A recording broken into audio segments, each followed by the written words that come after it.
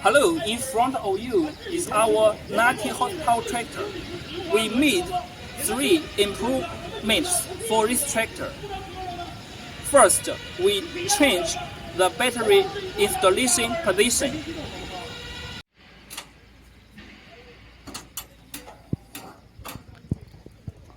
For now, the battery is installed in front of the tractor and under the hood, so the battery can be protected well when you drive this tractor in the farmland.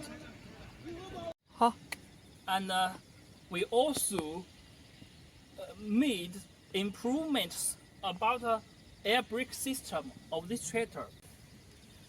First, we install air pressure relief valve beside the air tank. Second, we install the air out interface in the end of the tractor, so the users can connect air brake system to the trailer easily through this valve. Third, we install new type hydraulic device on the tractor. Please see this device. For now, this device has 4 output valves.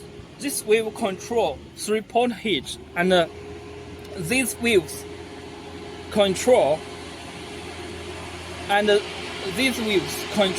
the hydraulic output valve, and 4 group valves have floating control function.